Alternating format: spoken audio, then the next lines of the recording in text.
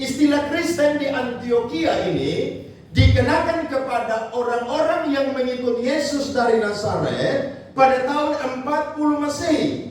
Dan istilah ini kalau saya dan saudara belajar sejarahnya, ini bukan istilah untuk memuji orang-orang yang mengikuti Yesus dari Nazaret. Tapi istilah ini adalah istilah yang bernada sindiran, olokan, ejekan kepada orang-orang yang mengikut Yesus dari Nazaret.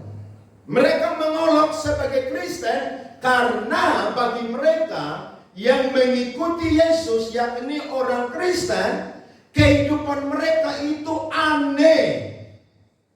Gaya hidup mereka berbeda dengan orang-orang yang ada di sekitar mereka pada waktu itu. Jadi saudara perhatikan, Kristen itu bukan agama. Amin. Kristen bukan agama.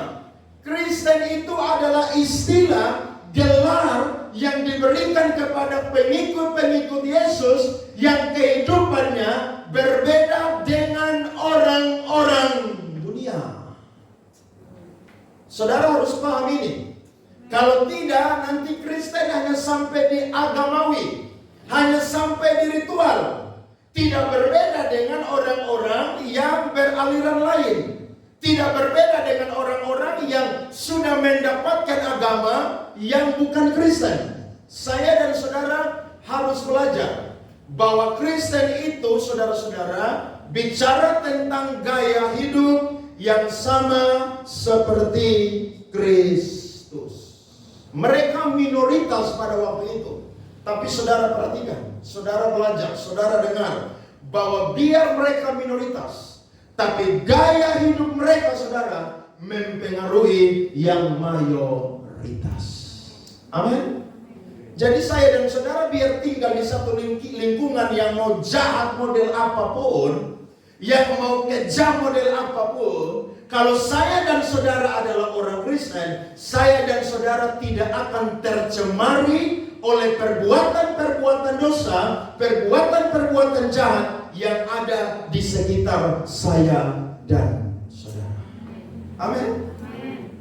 Tidak akan terpengaruh karena memang saya dan saudara punya gaya hidup seperti Kristus. Padahal pada waktu itu kekristenan saudara itu sangat-sangat ditindas, ditekan dengan luar biasa. Saudara kalau belajar pada tahun 313 Masehi, Kaisar Konstantin, saudara, yang pertama baru saudara menghalalkan istilah Kristen ini menjadi agama pada tahun 313 Masehi. Yang dikeluarkan satu dekret, namanya adalah Dekret Milano. Tahun berapa saudara? 313 Masehi. Jadi selama kurang lebih hampir 300 tahun, orang Kristen itu saudara, atau yang diberi gelar Kristen, adalah orang-orang yang mengalami penindasan yang luar biasa. Mereka minoritas, mereka dihina, mereka diburu, mereka ditangkap, mereka disiksa saudara, karena mereka percaya memiliki gaya hidup yang sama seperti Yesus orang Nazaret. Jadi kekristenan hari ini saudara jauh berbeda dengan kekristenan pada zaman itu. Makanya saya sharing dengan banyak orang dan mereka selalu bilang, di mana kekristenan menjadi mayoritas, di situ kekristenan akan lambat bertumbuh. Kenapa? Karena mayoritas. Saudara coba cek sebuah gereja di kota ini. Apakah hari Minggu semua orang Kristen pergi bergereja? Tidak. Bahkan saya punya teman ada di satu gereja, jumlah jemaatnya 8.000. Dia bilang, Pak Andre, hari Minggu yang datang gereja tidak sampai 2.000 orang. Yang 6.000 kemana? Tidur di rumah? Jualan di pasar? Cari hidup? Bekerja? Lakukan semua kesenangan-kesenangan. Bahkan ada yang hari Minggu orang Kristen pakai untuk apa? Lakukan hobi dia.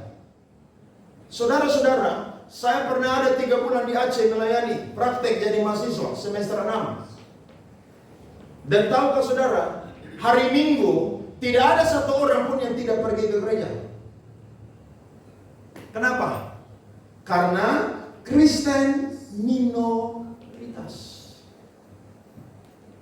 Bahkan kalau pergi gereja, pergi ibadah, gereja-gereja Pentakosta karismatik, tanda kutip saudara, mereka itu kalau yang perempuan pakai kerudung, yang laki-laki itu pakai peci atau kopiah.